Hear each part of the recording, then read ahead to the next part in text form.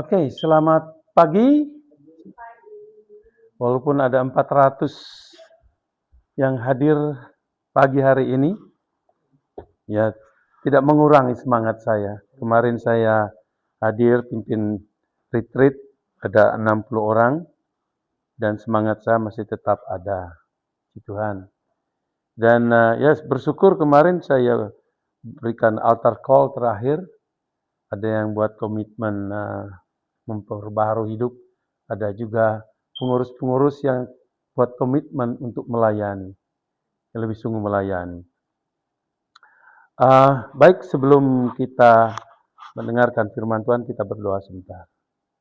Bapa, kami serahkan waktu ini, serahkan diri hamba juga yang masih belum 100% pulih, tapi kekuatan, sumber kekuatan itu dari Engkau, berikan nama kekuatan, kemampuan, urapan untuk menyampaikan firman Tuhan pada pagi hari ini. Kami serahkan yang tidak datang, Kau berkati. Kami serahkan yang hadir pada hari ini juga, Kau berkati. Kami serahkan semua ini dalam nama Tuhan Yesus. Amin. Baik, kita membuka di dalam Matius, saya akan baca Matius pasal 25, ayat 1 sampai 46. Mungkin yang suaranya keras bisa bantu saya. Daniel bisa bantu baca? Ya. Ayat 1 sampai 46 memang panjang, tapi ya ceritanya perlu kita catat. Garis-garis yang bijaksana dan garis-garis yang bodoh. Pada waktu itu, hal kerajaan surga seumpama. Nah, saya minta baca ayat 31-46 saja. Sorry. Penghakiman terakhir. Apabila anak manusia datang dalam kemuliaannya dan semua malaikat bersama-sama dengan dia, maka ia akan bersemayam di atas tahta kemuliaan. Lalu semua bangsa akan dikumpulkan di hadapannya, dan dia akan memisahkan mereka seorang daripada seorang, sama seperti gembala memisahkan domba dari kambing. Dan dia akan menempatkan domba-domba di sebelah kanannya dan kambing-kambing di sebelah kiri.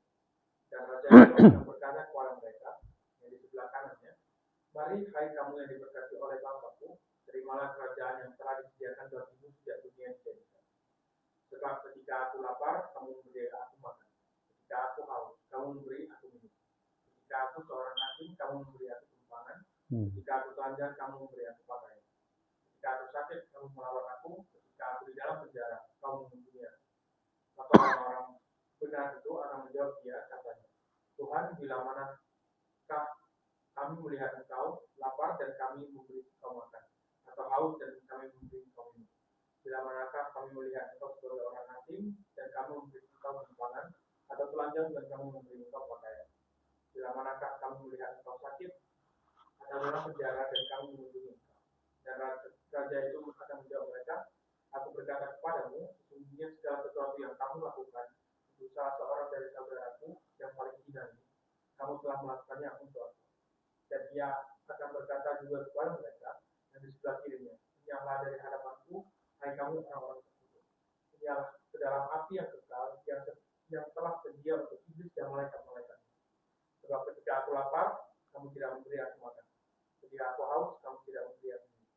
Ketika aku seorang asing, kamu tidak memberi aku tumpangan. Ketika aku telanjang, kamu tidak memberi aku pakaian. Ketika aku sakit dan dalam penjara, kamu tidak melawat aku. Lalu mereka pun akan menjawab katanya, Tuhan, bila manakah kami melihat engkau lapar atau haus, atau sebagai orang asing, atau telanjang, atau sakit, atau dalam penjara dan kami tidak melayani engkau? Maka ia akan menjawab mereka, aku berkata kepadamu, sesungguhnya segala sesuatu yang tidak kamu lakukan untuk salah seorang dari yang paling hina ini, kamu tidak melakukannya juga untuk aku. Dan mereka ini akan masuk ke tempat penyiksaan yang kekal, tetapi orang benar ke dalam hidup yang kekal. Tema yang saya angkat dari pembacaan tadi adalah The Return of Jesus the King. Jadi kembalinya Yesus sebagai Raja. Dan saudara-saudara, saya sengaja mengambil kitab Injil Matius ini karena Matius menulis kepada orang Yahudi khususnya untuk menekankan Yesus itu adalah Raja. Ya, supaya mereka juga tahu. Nah, saudara-saudara yang kekasih dalam Tuhan Yesus, 2 minggu terakhir saya berkhotbah yang pertama kehidupan yang memberi dampak, ya. Kemudian yang kedua, ingat minggu lalu bagaimana kita hidup dalam kebangkitan, ya. Itu sebenarnya berkaitan, ada kronologis. Mengapa saya mengatakan demikian? Kehidupan yang memberi dampak sekarang ini kita harus lakukan. Nah, kalau dikaitkan mengapa Tuhan memberikan kita kekuatan, kuasa waktu Dia bangkit? Perlunya supaya kita hidup, menghidupi kuasa itu dan memberi dampak. Gitu. Dan ini kita masih ada di dunia. Apa yang kita lakukan? Menanti kedatangan Yesus yang kedua kali. Dia akan datang sebagai Raja. Ini pembacaan tadi yang jelas sekali. Dan ini memang Pak Matius pasal 24-25 itu semua tentang masalah cerita kedatangan Tuhan Yesus. Cerita-cerita terakhir. Second coming, ya. The last days kadang-kadang disebut juga. Nah, kita semua tahu bahwa pekerjaan menanti berat sekali. Ya. Dalam hal apapun kalau dibilang menanti berat. Daniel menanti kapan lulus, gitu ya. Habis lulus kapan dapat pekerjaan. Habis dapat pekerjaan kapan dapat jodoh. Dan gitu terus menanti dan menanti. Kalau tante apa yang dinanti tante? Tante menanti apa tante? Nah, semua itu sedang menanti ya. Nah, kalau konteks jemaat mula-mula, mereka menanti apa? Menanti kedatangan Yesus. Ingin cepat datang karena penganiayaan. Kalau kita dalam situasi terjepit seperti itu, kita tidak mau lagi. Tuhan cepat datang, gitu. Datang angkat kami. Kira-kira demikian. Nah, sekarang mungkin kita di Australia hidup nyaman, nak mikirkan kedatangan Yesus kan? Mungkin kebanyakan orang nak menantikan. Kecuali ya orang-orang yang biasanya sudah umur, sudah tidak ada harapan untuk bisa melakukan apa-apa lagi. Tuhan cepat ambil aku. Mau lepas dari siksaan penderitaan hidup ini. Sakit-sakit, kasihan yang merawat kita. Pokoknya mau cepat gitu. Kira-kira begitu. Karena saya temukan banyak orang-orang tua, kalau ditanya apa? Saya mau cepat pulang. Seperti mertua saya sudah sakit di palliative hospital itu. Dia sudah tersenyum. Dia melihat katanya. Tuhan Yesus menyambutnya. Beberapa minggu kemudian meninggalkan dia. Dan memang itu situasi. Situasi yang yang dihadapi oleh gereja mula-mula. Apalagi munculnya pengejek, penghina. Ya, selain mereka dianiaya, mereka diejek juga. Serba salah. Ya, mungkin kalau orang di Kristen di Nigeria sekarang itu mungkin mengharapkan cepat datang Tuhan. Mereka dibantai habis-habisan. Ya, dikubur hidup-hidup. Itu orang-orang Islam radikalisan memang luar biasa, jahatnya. Di Syria juga begitu sekarang. Jadi mereka ada kelompok yang membasmi orang Kristen, mau menghabiskan orang Kristen. Saudara, menantikan kedatangan Tuhan Yesus yang kedua kali. Kita harus melihat ini sebagai visi panjang. Visi panjang. Kalau kita mau merayakan Natal kan itu visi pendek. Kita sudah tahu persiapan kita. Oh, mau merayakan kalau di Indonesia, usaha mencari dana, jual kalender. Itu biasanya yang terjadi. Saya penasaran. Karena gereja tidak cukup punya uang untuk merayakan Natal. Jadi cari dana sana kemari. Itu kalau gereja desa di kampung seperti itu. Mungkin yang parah di kampung, kalau di desa itu mereka punya penghasilan gitu. Jadi ya jemaat bisa nyumbang. Tapi kalau di kampung, saya mengalami jemaat di kampung. Aduh kalau mau buat perayaan itu, harus cari sumbangan sana. Malu kadang-kadang. Malu. Tapi ya sudah menjadi tradisi.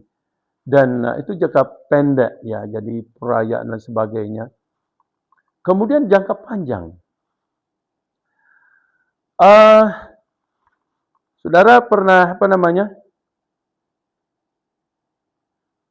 fokus kita tentang melihat Yesus secara utuh, cerita Yesus secara utuh. Siapa pernah nonton Lords of the Rings? Ada. Kalau anak-anak saya nonton itu, mereka tahu ceritanya. Tapi seperti Lord of the Rings itu ya, itu kan ada fokusnya, mereka fokus kepada raja yang akan menghancurkan itu ya. Yang akan ditabiskan jadi raja itu yang menghancurkan. Tetapi ada cerita-cerita sampingan yang kecil-kecil kadang-kadang tidak diperhatikan, tapi itu memainkan peran. Sampai yang namanya Aragorn dinobatkan menjadi raja. Itu ceritanya panjang sekali itu. Tapi itu cerita, kalau diambil intinya ada cerita rohani. Dan akhirnya, ya, cincin yang dikatakan akan dihancurkan, cincin kekuasaan dihancurkan, barulah ketika Aragorn dinobatkan sebagai raja terjadi. Nah, seperti cerita Tuhan Yesus yang akan datang. Kita mungkin fokusnya kepada Yesus, betul enggak? Fokus kepada Yesus. Tapi ada banyak cerita-cerita yang kadang-kadang kita tidak perhatikan. Ya, bagaimana kehidupan orang Kristen menghadapi ini, menghadapi itu. Banyak hal yang kita hadapi di dunia ini. Ya, tapi kita harus perhatikan juga itu. Seperti sebelum Yesus datang kembali. Ada banyak kan kejadian, malapetaka, bencana alam, apalagi wabah. Terus menerus kita hal-hal kecil. Gereja punya peran di mana-mana. Kadang-kadang kita tidak perhatikan. Ya, kita memang fokus kepada Yesus. Tapi jangan lupa apa yang kita alami setiap hari. Yang membentuk kita, yang mempersiapkan kita untuk menyambut kedatangannya. Dan satu saat Yesus akan datang. Nah, ini yang kita nanti-nantikan. Saudara, apa sih bedanya waktu Yesus datang pertama dan Yesus datang kedua kali? Saudara pernah bayangkan? Kedatangannya yang pertama sangat humble, sangat simple. Dia datang di kandang, lahir di kandang, dibungkus dengan lampin. Siapa yang menyaksikan? Gembala-gembala. Memang ada malaikat-malaikat memuji. Tapi di dunia ini yang menyaksikan, bahkan Raja Herodes ngamuk-ngamuk, marah, membunuh bayi-bayi saat itu. Dan kemudian orang Majus ditekan. Dan orang Majus tidak datang waktu Yesus lahir. Dia datang sesudah berapa tahun, karena jauh perjalanannya itu. Mereka melihat bintang. Ya, mungkin sudah Yesus 2 tahun. Baru mereka datang. Nah, sekarang saudara, Yesus akan datang 2 kali. Ini dahsyat. Spektakuler. Tidak pernah ada peristiwa seperti itu. Mari kita lihat. Ya. Yang pertama itu, mari kita lihat yang pertama. Mana yang pertama tadi? Nah, bukan. Terus. Oh, keterhapus. Ketiga langsung. Sorry. Oh, wow. Oke, tak lupakan itu. Yang pertama, kedatangan Yesus yang pertama, itu pasti. Yang kedua, pasti akan terjadi. Tidak boleh tidak. Ya memang kita tidak tahu, tapi pasti. Pertama, yaitu perlu dipertimbangkan itu adalah bahwa kedatangan Yesus kembali sebagai Raja, Ia datang dalam kemuliaannya. Dan semua malaikat dikatakan bersama-sama dengan Dia. Kedatangan Yesus merupakan kejadian yang spektakuler, akbar. Ya. Dan saudara-saudara, ini luar biasa. Dia datang sebagai Raja dan penuh kemuliaan, malaikat mengiringi Dia. Bayangkan itu. Luar biasa, ya. Dikatakan Dia akan bersemayam di atas tahta kemuliaannya. Jelas Dia akan duduk di kursi kebesarannya. Untuk apa? menghakimi. Menghakimi. Dan, jadi kedatangan Yesus bukanlah sebagai sekedar drama biasa, ya. Bukan hal-hal yang biasa, ini kedatangan kedua. Ini luar biasa. Cuma kita belum tahu bagaimana nanti. Tapi Alkitab melukiskan itu secara luar biasa.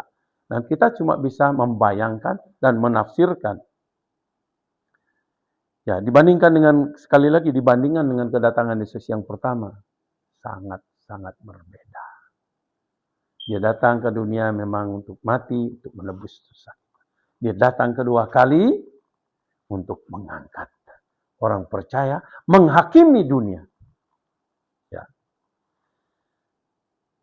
Hal kedua yang perlu diperhatikan di sini adalah bahwa kedatangan Yesus kembali sebagai Raja merupakan kejadian yang pasti akan terjadi. Di Matius memakai istilah anak manusia adalah satu cara lain untuk menggambarkan Yesus di sini. Ini berbicara tentang kemanusiaan Yesus, ya, anak manusia karena dia lahir dari seorang wanita. Dan perhatikan sini yang kedua itu kata apabila. Ini merupakan kata kunci dalam khotbah Yesus. Apabila. Kalau bahasa Inggrisnya when. Ya. Dikatakan apabila bukan jika. Apa bedanya? Apabila dan jika. Apabila pasti.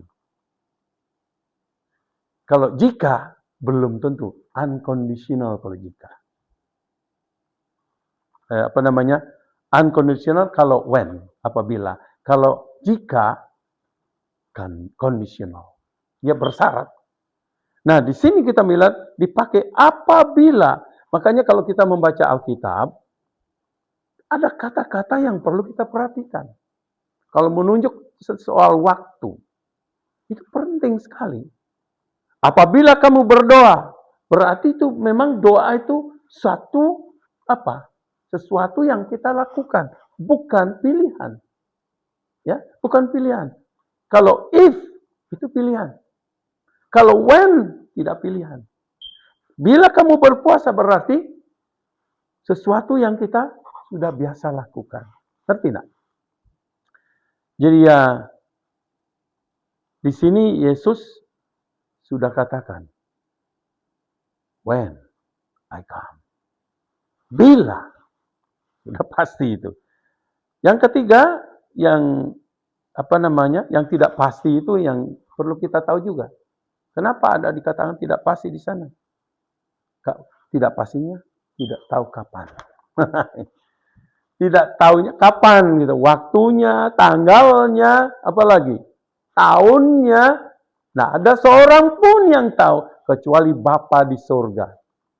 Tahu enggak gereja Advent pimpinannya pernah bernubuat mengatakan 3 kali gagal pernubuatannya. Yesus akan datang tanggal ini, bulan ini.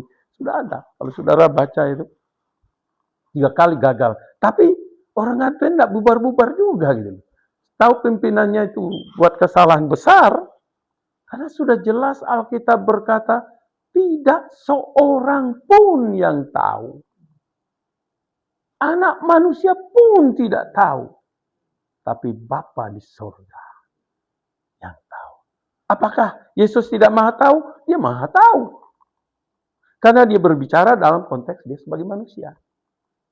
Kenapa apa untungnya kalau Yesus katakan kita tidak seorang pun tahu. Kalau kita tahu besok akan hujan, kita sudah siap. Sudah pasti besok hujan, ya. Ini tidak tahu. Makanya Alkitab sering berkata, berjaga-jagalah, berjaga-jagalah. Itu berulang-ulang kali muncul kata-kata itu. Ya, karena dilukiskan Yesus datang sebagai pencuri. Seperti pencuri pada malam hari. Jadi, Saudara-saudara yang kekasih, ini kata berjaga-jaga bahasa Yunaninya itu Gregorio, ya Gregorio. Dalam konteks menantikan kedatangan Yesus, yang kedua kali. Artinya present, arrival, or coming. Dia hadir, dia akan datang, dia akan tiba. Ya, yang muncul ini muncul berkali-kali dalam Injil dan surat Rasul,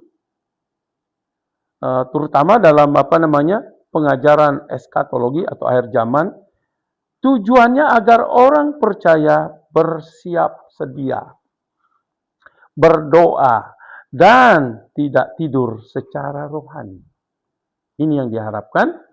Ya, contoh utamanya ada di Matius 24, 42. Saya tidak akan bacakan, nanti akan panjang karena zaman ini banyak orang suka khotbah panjang. Sebagai contoh ya, penggunaan kata berjaga-jaga dalam konteks ini. Panggilan utama. Apa itu? Yesus berkali-kali berkata, menekankan berjaga-jaga. Karena apa? Waktu kedatangannya yang tidak terduga. Saudara pernah dapat kejutan-kejutan yang tidak saudara pikirkan, yang tidak saudara duga terjadi. Ya, banyak kan? Makanya itu sebenarnya gambaran kita harus berjaga. Saya kalau ke Indonesia ya, saya berjaga-jaga obat sakit perut. Karena itu sering terjadi. Itu pun kebobolan juga. Pas ada di gereja saya tidak bawa obat sakit perut. Di gereja saya, aduh sakit perut. Ini kita harus berjaga. Ceritakan itu pimpin seminar. Pas berangkat keringat dingin karena saya tidak sadar sarapan saya makanannya sudah busuk. Karena saya tidak bisa cium, saya makan, tidak berjaga-jaga, saya berangkat, kok saya keringat dingin di mobil nih, aduh, kok begini ya Pak? Saya pendeta. Begitu turun, mulai, saya bilang mulai seminar, saya duduk di belakang. Berapa menit kemudian saya keluar habis isi perut saya. Keluar ke belakang juga lari. Wah ya air semua keluar. Bayangkan dalam kondisi begitu saya harus pimpin seminar. Saya cuma Tuhan berikan saya kekuatan. Dan Tuhan kasih 1 jam saya pimpin seminar itu. Itu mahasiswa teologi ya. Setelah 1 jam saya bilang, siapa ada pertanyaan? Pimpinan yang ngurus itu. Dia bilang, Pak, Bapak pucat turun. Nah, saya nggak sadar loh, Tuhan kasih kekuatan seperti itu. Dalam hal-hal seperti itu. Memang pada saat itu saya tidak berjaga-jaga. Nah, nggak tahu makanan, kan Tuhan izinkan seperti itu supaya saya selalu bergantung sama Tuhan gitu. Berjaga-jaga dikaitkan dengan berdoa di sini. Nah, berjaga-jaga artinya terus aktif. Berdoa itu komunikasi terus dengan Tuhan. Itu maksudnya. Apa sih berdoa? Saya sering menggambarkan berdoa. Saya berkata kepada Tuhan, waktu berdoa kita berkata, Tuhan saya tidak mampu. Makanya saya berdoa kepada Tuhan. Saya tidak mampu. Ada banyak perkara yang kita hadapi tidak mampu. Betul enggak? Waktu COVID, saya merasa saya tidak mampu. Udah lemes. Waktu saya burn out, saya tidak mampu. Lemes. Jalan aja tidak mampu. Ada banyak peristiwa yang kita hadapi tidak mampu. Satu-satunya jalan berdoa. Saya berdoa waktu itu. Dan Tuhan kasih inspirasi, jalan keluar. Bagaimana saya menghadapi burnout ya? Tuhan kasih. Dan dalam 3 bulan, hilang. Dan orang berkata, berbulan-bulan ini. Tapi saya dikasih kekuatan kembali untuk melayani. Kewaspadaan menunjukkan sikap berjaga-jaga seperti hamba yang menanti tuannya. Zaman itu kan ada hamba-hamba. Kalau tuannya pergi, dia tidak boleh main-main, tidak boleh tidur-tiduran. Sama seorang pembantu disuruh jaga rumah. Ya, Kalau rumahnya tidak bersih, tuannya datang berantakan rumah, kan marah. Ya mereka yang sadar, oh bosku datang, rapikan semua, makanan siapkan semua. Itu jadi berjaga-jaga di menantikan bosnya datang. Jadi secara keseluruhan berjaga-jaga digunakan sebagai metafora bagi kesetiaan dan kewaspadaan bagi orang percaya. Kita berjaga-jaga. Nah, kata berjaga-jaga itu aktif, ya. Saudara tahu kalau di Inggris itu yang jaga di kerajaan, ya, itu pakai topi begini terus kayak patung gitu. Itu berapa jam-jam loh saya. Saya kan lihat ini orang ini patung ada. Saya pernah lewat kan di istana itu. Waduh, berjaga di mereka begini terus. Memang aplosan, tapi berdiri seperti itu. Itu bersiap-siap berjaga-jaga. Oke, yang kedua. Kembalinya Yesus sebagai Raja akan membawa penghakiman. Wow. Yang kita ketahui adalah ada sesuatu tentang apa yang akan terjadi ketika Yesus kembali. Karena itu kita perlu memperhatikan bahwa kembalinya Yesus sebagai Raja membawa penghakiman. Dengar kata penghakiman, bagaimana perasaan saudara? Takut kan? Nah, biasanya ada dua. Orang yang bersalah pasti takut. Karena dimasukkan penjara, kena hukuman kan. Tapi kalau yang tidak bersalah, dia tidak akan merasa takut. Asal keadilan ditegakkan. Karena seperti firman Tuhan berkata, di tempat pengadilan tidak ada keadilan. Di Indonesia itu. Yang mayoritas dibela terus. Jadi ya mungkin tidak tepat secara politis untuk membicarakan ya penghakiman. Tetapi tidak meragukan lagi. Ini akan terjadi. Secara rohani akan dihakimi. Kita akan dihakimi. Nah, semuanya pentingnya di sini kita ketahui. Apa bedanya waktu penghakiman itu untuk orang percaya dan tidak percaya? Seperti yang saya katakan, orang percaya juga dihakimi untuk apa? Menerima upah. Ya, menerima upah. Tetapi orang yang tidak percaya masuk neraka. Hanya dua pilihan. Makanya kenapa kita tidak perlu takut? Ingat ajaran 3 tahap kekristenan. Waktu kita bertobat, dibenarkan. Justification di situ. Justified. Yang kedua, sanctification. Nah, ini kita dalam situasi ini. Dalam proses ini. Dimurnikan, disucikan, dipisahkan. Sehingga dalam proses ini banyak orang give up. Prosesnya bisa, ada kejadian dalam keluarga. Prosesnya bisa bisnis bangkrut. Prosesnya bisa sakit penyakit. Berbagai macam di dunia ini, karena kita hidup di dunia yang sudah jatuh dalam dosa. Ini proses. Sanctification, dikuduskan. Siapa menguduskan kita? Roh Kudus yang ada di dalam kita. Terus menyucikan, membersihkan kita. Memproses kita. Nah, akan nantinya. Ya, saya sadar, saya sebagai pendeta terus diproses. Berbagai macam. Jangan pikir pendeta tidak diproses. Paling berat prosesnya pendeta. Paling berat. Ya. Makanya kenapa pendeta perlu didukung? Supaya dukungan itu memberikan dia kekuatan. Untuk terus setia melayani. Dan Yesus memang akan menghakimi. Sesuai dengan Yohanes 5 ayat 22. Coba lihat. Yohanes 5 ayat 22.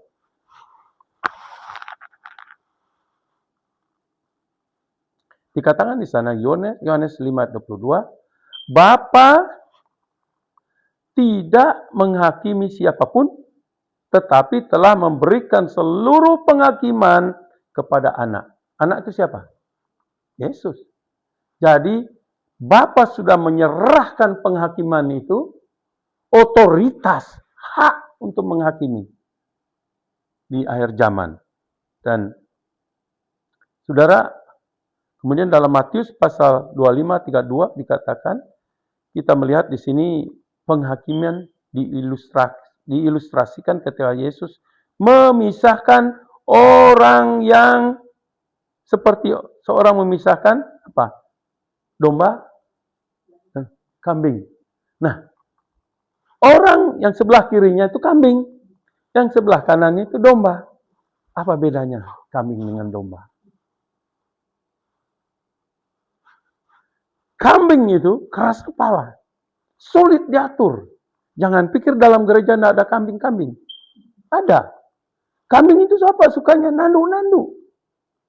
Ya, yang ditanduk siapa? Pendeta yang paling sering ditanduk. Ya, keluarga pendeta sering ditanduk-tanduk. Mungkin bukan secara fisik, kata-katanya, fitnahannya. Itu menanduk loh, sakit. Saya pernah punya kambing. Marah sekali, akhirnya saya give up. Saya asik-asik kasih makan, datang-datang cerolok gitu. Ini nggak tahu berterima kasih.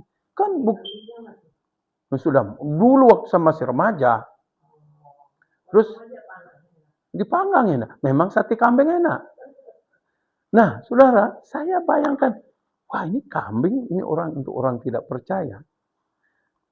Satu segi orang tidak percaya, tapi satu segi ada orang juga percaya, tapi seperti tidak percaya gitu. Dia hadir ke gereja, tapi tidak menghidupi kekristenan. Itu kambing-kambing dalam gereja. Yang sulit diatur, jemaat yang sulit diatur itu kambing. Disuruh melayani ogah, ya, disuruh ini, suruh itu ogah.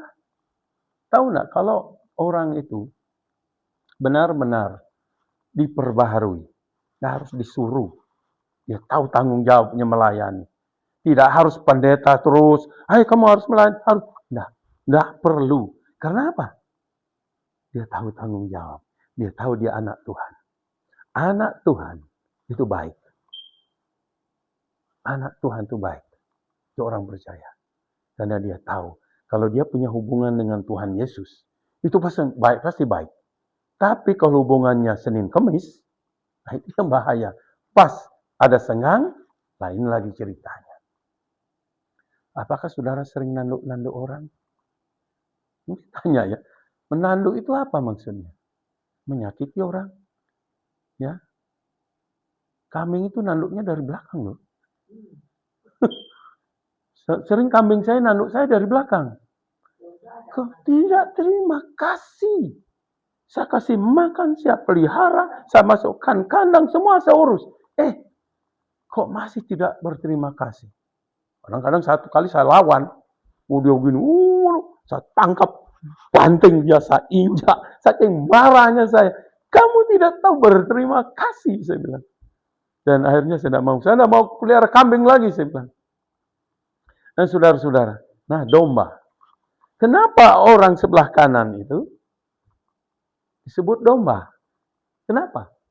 Domba itu apa sih? Di zaman Yesus sampai sekarang, coba selidiki domba. Domba itu penurut. Ya, itu ratusan domba, cuma satu gembala yang perlu. Yesus mengumpamakan apa? Perumpamaan gembala dan domba. Domba-dombaku mendengar aku. Mendengar. Jadi dengar-dengaran. Nah, domba itu, orang Kristen sebagai domba, dia tahu suara Yesus. Dia bisa membedakan mana suara Tuhan dan mana suara dunia ini. Ada 3 suara loh. Suara Tuhan, dari firman Tuhan, suara Roh Kudus ya, dan suara dunia, dan suara manusia. Siapa yang sering tertipu dengan suaranya sendiri? Suara sendiri, kedagingan, ditopang oleh iblis. Makanya keputusan-keputusan kita, kenapa kita regret habis itu? Karena kita tidak peka mendengarkan suara Tuhan. Oke? Dan saya ngalami, semua kita mungkin ngalami, saya pernah regret, kecewa. Mengapa saya mengambil keputusan itu? Saya sering mendengar kalau orang memaki orang lain, biasanya yang disebut apa? Kambing lu, nggak domba. Jadi pakai misu itu kambing, karena memang di hadapan kita tahu itu kambing itu jahat, keras kepala. Makanya mereka punya tanduk itu untuk nanduk. Kepalanya keras. Sekarang pertanyaan yang perlu kita jawab di sini adalah, apa dasarnya memisahkan domba dan kambing? Jelas orang percaya dan tidak percaya. Ya. Dan itu akan terjadi di akhir zaman. Sekarang belum. Di akhir zaman akan dipisahkan. Ada 3 poin penting di sini. Yang pertama itu, bukti pertama, yang dipertimbangkan di sini berasal dari perumpamaan tentang gadis-gadis bijak dan bodoh. Ini perumpamaan di ayat yang sudah dibaca awal tadi. Jadi kedatangan Yesus dalam hal menantikan, kenapa diberikan perumpamaan gadis-gadis bijak dan bodoh? Kok gadis? Bukan nenek-nenek gitu loh. Ya, bukan kakek. Karena gadis itu perumpamaan tentang gambar tentang gereja yang akan mengadakan perjamuan nikah. Yesus sebagai pangeran, ya, dan kemudian ada gadis bodoh. Lucu ya, gadis bijak dan bodoh. Apa yang dilakukan oleh gadis bijak ini? Oh, dia persiapannya matang. Ya, minyak semua lengkap. Ya, minyak itu sudah Roh Kudus kan? Ini orang yang selalu dipenuhi oleh Roh Kudus. Gereja yang selalu dipenuhi oleh Roh Kudus. Itulah gadis-gadis yang bijak. Yang bodoh, ya santai-santai. Tiba-tiba Tuhan yang datang, nggak ada minyak. Bagaimana? Baru dia mau minta-minta. Too late. Too late. Dan akhirnya apa? Yang menarik di sana. Ayat 12. Aku tidak mengenal. Wow. Pada hari penghakiman, apapun yang katakan, Tuhan saya memberi perpuluhan, persembahan, saya melayani ini, melayani itu, tapi tidak punya hubungan dengan Tuhan. Kalaupun dia memberi, untuk dapat pujian. Ini. Kalaupun saya melayan, saya ingin dapat pujian. Beda. Kalau orang Kristen memberi, dia tidak perlu dapat pujian. Apa bedanya? Ya, orang Kristen dalam berbuat baik dan agama lain berbuat baik. Ada yang berkata, oh orang agama lain pun berbuat baik. Orang Kristen dikatakan berbuat orang agama lain juga. Tahu nggak orang Buddha dan Konghucu itu? Berbuat baik itu. Penekanannya di situ. Tetapi mereka berbuat baik untuk mendapatkan sesuatu. Itu beda. Kalau orang Kristen berbuat baik karena Tuhan begitu baik, rasanya tidak bisa membalas kebaikan Tuhan. Because you're so good to me, just flowing, ya, seperti mengalir. Kebaikan Tuhan itu mengalir lewat kita. Kita jadi channel. Betul enggak? Kita jadi channel. 50% atau 100% kita terima kebaikan Tuhan, pasti meluap. Dan kita mengalirkan. Itu perbedaannya. Saudara yang kekasih dalam Tuhan. Maka Yesus berkata dalam Yohanes 10 ayat 1 sampai 18 itu. Yesus selaku gembala yang baik mengenal domba-dombanya dan domba-dombanya mengenal Dia. Jadi di sini masalah hubungan. Timbal balik. Banyak orang tahu, oh Tuhan mengasihi saya. Saya tanya, apakah kamu mengasihi Tuhan? Beda. Kemana-mana bilang, Tuhan mengasihi saya. Tuhan memberkati saya luar biasa. Tetapi, apakah kamu mengasihi? Kalau kamu mengasihi Tuhan, kamu juga mengalirkan berkat-berkat itu kepada orang lain. Karena tidak mungkin berkat itu mandek. tinggal di dalam diri kita sendiri. Nah, Tuhan mau salurkan itu. Itulah orang yang punya hubungan dengan Yesus. Dia akan seperti Yesus. Ya, dia akan seperti Yesus. Jadi ya, ini sudah jelas bahwa orang-orang tersebut tidak pernah punya hubungan yang baik dengan Tuhan. Ini kambing-kambing tadi. Bukti kedua yang dipertimbangkan terdapat dalam perumpamaan yang tentang talenta. Ini juga. Kenapa Tuhan berikan talenta? Itu karunia ya. Kalau spiritual, kalau diurapi jadi karunia, talenta itu pembawaan kita, kelebihan kita. Setiap kita punya talenta. Kadang-kadang ini terjadi kadang persaingan. Merasa lebih karunia lebih hebat. Tak boleh. Ya. Hal yang tersembunyi kadang-kadang, tapi penting, kita tidak perhatikan. Betul? Ini apa yang kita buat? Kok ada tembok ini tersusun begini? Ada yang tidak kita lihat? Yang lem itu. Kita lihat, yang kita lihat apa? Batu-batu ini tersusun.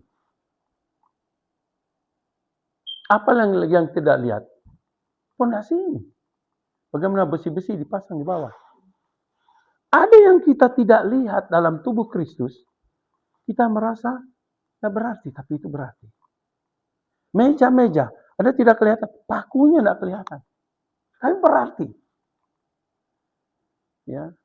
Jangan sama sekali kita menghakimi. Kalau orang kelihatan dia memberi sedikit. Melakukan sedikit. Jangan. Karena tanggung jawabnya hadapan Tuhan.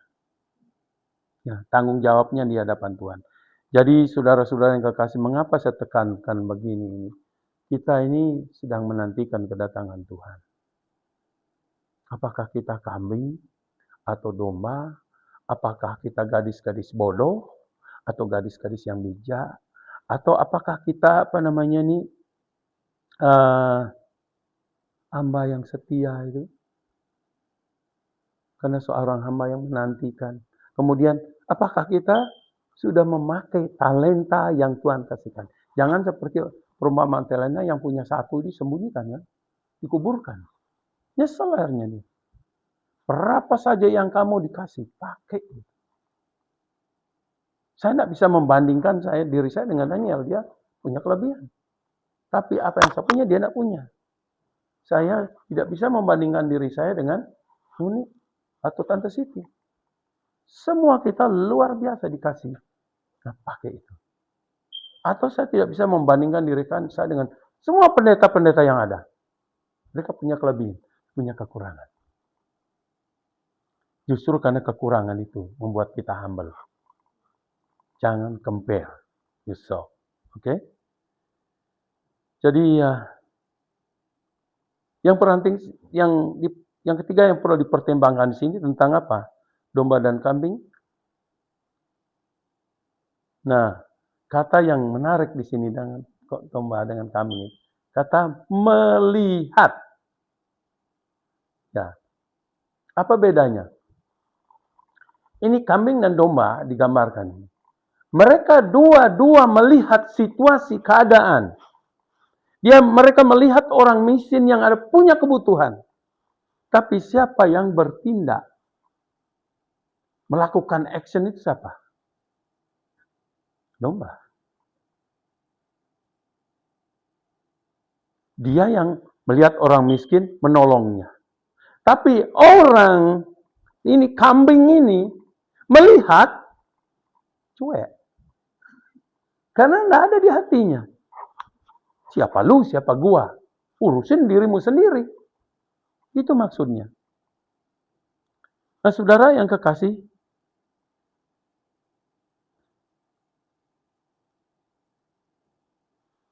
misalnya, saudara jalan-jalan.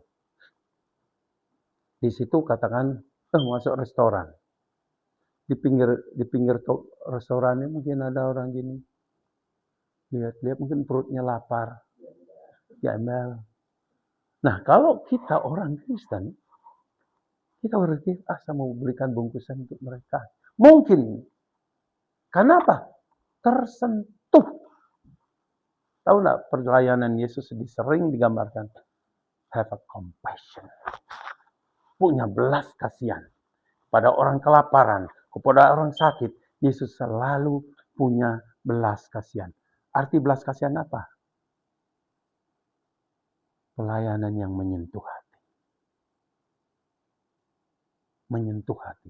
Apa yang kita katakan, apa yang kita lakukan itu menyentuh hati. Itu pelayanan Yesus. Begitu dia melihat orang butuh, dia jatuh belas kasihan. Ini yang perlu kita. Saudara, kalau bukan ini saya enggak, mungkin saya mau ke Indonesia pelayanan. Karena hati saya menangis lihat kebutuhan-kebutuhan di sana. But I can only do small things. Saya only lakukan kecil. Tapi ya luar biasa. Jadi di sini intinya pelayanan unselfish service itu maksudnya. Pelayanan yang tidak mementingkan diri sendiri. Ini yang kita perlu. Oke, yang ketiga. Jadi ingat yang kedua, kita akan dihakimi ya. Karena kita orang benar, kita akan ada yang membela. Siapa yang membenarkan kita? Tuhan Yesus. Siapa yang akan membela kita? Tuhan Yesus. Jadi kita tidak takut. Kapanpun terjadi penghakiman itu, kita tidak bisa takut. Yang ketiga, kedatangan Yesus kedua kali memiliki konsekuensi kekal. Perhatikan ayat 10, 30, 32. Pertama, kita perlu mencatat juga di sini ya, kedatangan kembali Yesus sebagai Raja memiliki konsekuensi kekal. Penghakiman yang dibuatnya akan memiliki konsekuensi. Di sini pesan ini diulang di beberapa tempat dan dengan beberapa cara. Kita lihat di dalam Matius 25:10, perhatikan di sana, pintu ditutup. Wah. Kalau dikasih kesempatan, kita tidak manfaatkan waktu anugerah itu sudah berakhir. No chance. Pintu ditutup. Kita ingat cerita Nuh, kalau pintu ditutup, that's it. Pintu anugerah ditutup. Dan gadis-gadis bodoh itu diusir. Diusir dalam ayat 30, hamba yang tidak berguna itu dibuang ke dalam kegelapan yang paling gelap. Bukan juga pintunya ditutup, diusir, dibuang. Wow. Dahsyat ya, dahsyat, ngeri kan? Terus dalam ayat 32, kita melihat Yesus memisahkan orang-orang seperti seorang gembala memisahkan domba dan kambing. Tadi akan ada pemisahan. Ya. Jadi konsekuensinya ini, pemisahan ini terpisah dari Allah. Ya, apa yang kita harapkan? Kita sudah melihat cerita bagaimana Adam dan Hawa terpisah dari kehadiran Allah. Sengsara mereka. Dan sejak saat itu manusia sengsara sampai sekarang. Kalau kita tidak kembali pada Allah, tidak ada damai sejahtera. Terpisah. Jadi berdasarkan penghakiman Yesus terhadap umat manusia, akan ada konsekuensi kekal. Yang domba-domba, gadis-gadis yang bijaksana, hamba yang setia, yang memakai talentanya, tempatnya sebelah kanan. Amin. Saudara siap? Saudara berada di posisi mana? Jadi keputusan ini sangat-sangat dahsyat.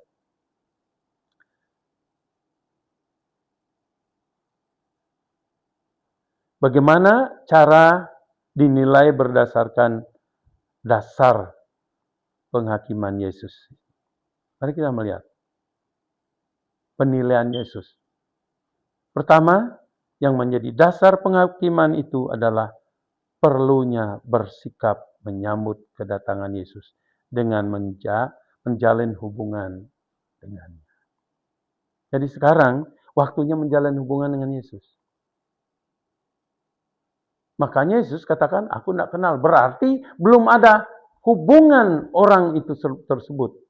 Jadi orang-orang kambing-kambing, gadis-gadis yang bodoh, selama hidupnya, sebelum Yesus datang, tidak punya hubungan dengan Yesus. Maka Yesus, aku tidak kenal kamu. Ya.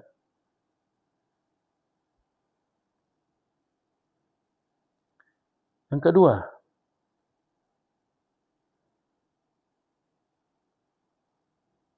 mungkin pertanyaan sebelum kedua itu, bagaimana keadaan hubungan saya dengan Tuhan Yesus? Apakah itu nyata? Apakah itu pribadi? Apakah itu hubungan yang hidup? Atau hubungan yang sudah hambar? Apakah kita bergantung pada sesuatu yang telah kita warisi? Apa bukti keadaan hubungan kita dengan Tuhan? Karena ada orang bangga dengan keturunan raja lah, keturunan royal kah. Kita tidak perlu banggakan itu. Bangga kalau kita punya hubungan dengan Yesus. Itu hubungan kekal. Kedua, yang menjadi dasar penghakiman adalah kebutuhan untuk setia. Dan dapat diandalkan saat kita menantikan kedatangan Yesus. Kebutuhan untuk setia. Kalau namanya setia, bukan 1 hari, 2 hari, sampai Yesus datang. Sampai kita meninggal, buktikan kita setia. Jangan sampai kita didapati tidak setia. Saya sering merenung soal ini. Saya pikir, Tuhan, sampai kapan saya harus pergi perjalanan misi? Capek juga, Tuhan. Kadang-kadang itu. Saya kadang-kadang bergumul. Tapi hati itu bergejolak terus. Berbagi. Ya. Jadi, ini terlihat dari jumlah yang diberikan kepada setiap hamba-hamba itu. Kita setia enggak memakai talenta kita? Jadi waktu, tenaga, kesehatan, pikiran, kemampuan kita, posisi kita. Apakah saya benar-benar menggunakannya? Entah itu posisi saudara di pekerjaan juga. Itu dihitung gitu. Dikasih posisi untuk apa? Dikasih gaji besar untuk apa? Bukti ketiga, yang menjadi dasar penilaian Yesus adalah kasih yang tidak egois. Apa itu kasih yang egois? Kasih yang mementingkan diri sendiri. Ya, kadang-kadang kita itu lebih banyak mau menerima daripada memberi. Kalau ngomong dengan orang-orang, pikirannya kalau ya, tidak pernah merasa cukup. Tahu enggak apa namanya? Orang ini digambarkan dalam Alkitab yang tidak pernah cukup. Bukan karena miskin. Salomo. Kayanya minta ampun. Memang dia diangkat menjadi raja waktu umur 16. Dikasih hikmat. Lalu dia mencoba keluar dari hubungannya dengan Tuhan sehingga keduniawinya muncul. Dia dikatakan menyelidiki, hatinya dicondongkan ke dunia sudah. Setelah semuanya itu, dia berulang-ulang katakan, sia-sia. Itu pengamatannya. Tapi terakhir, di masa tuanya, setelah dia menyadari takut akan Tuhan. Itu yang paling penting. Kalau orang takut sama Tuhan, itu luar biasa. Dia akan hidup taat, tunduk, ya, humble di hadapan Tuhan, menyalurkan apa. Baik, terakhir, dua jenis orang-orang yang dicari Tuhan saat ini. Apa kira-kira? Yang dicari Yesus adalah orang yang punya belas kasihan, yang nyata, tanggapan yang terhadap orang yang membutuhkan. Itu ya pelayanan compassion. Dia tahu orang lain butuh. Yang kebanyakan orang di dunia punya hanya mikir kebutuhannya sendiri. Mencari sebanyak-banyak dipikir dia dirinya yang butuh. Butuh. Tapi dia tidak pernah memikirkan orang lain butuh. Nah, ini yang bahaya.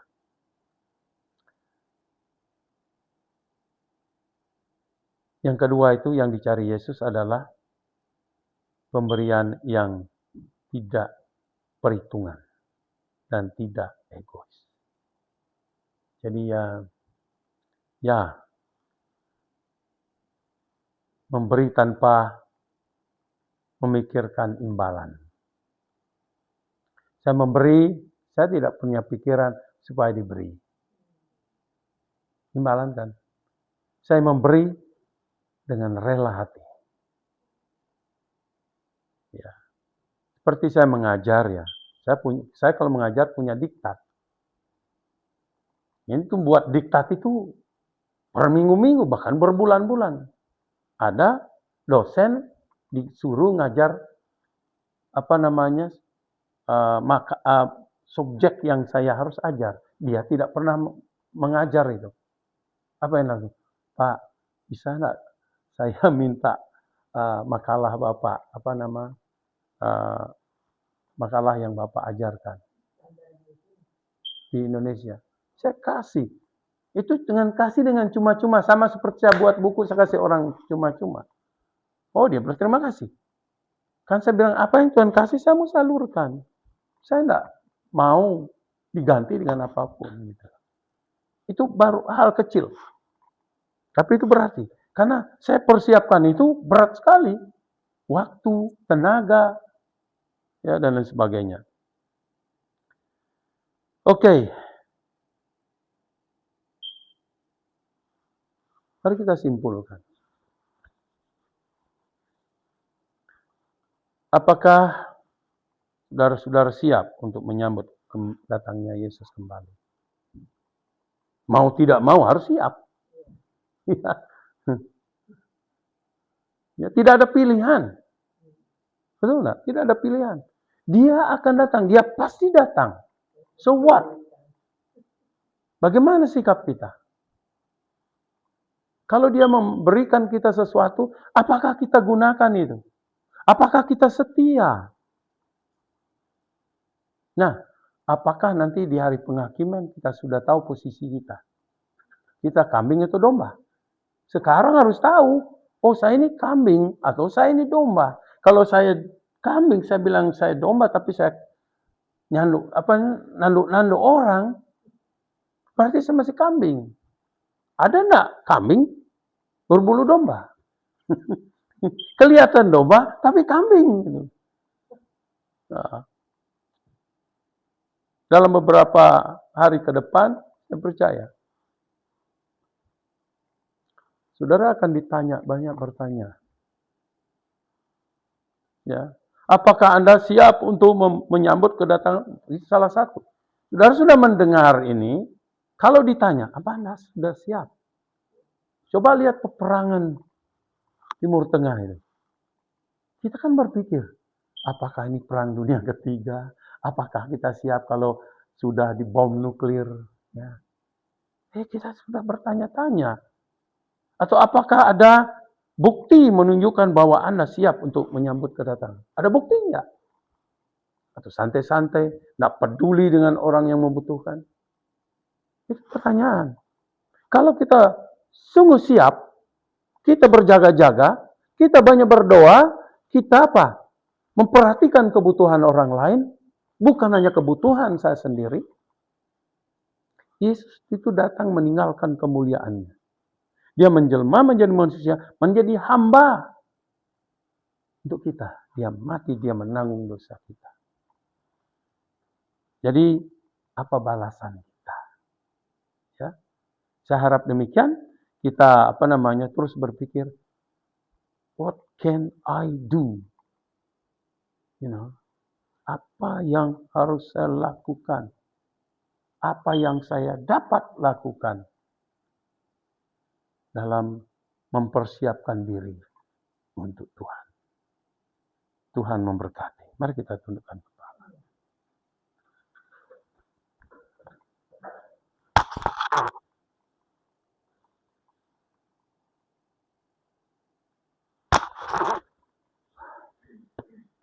Tuhan,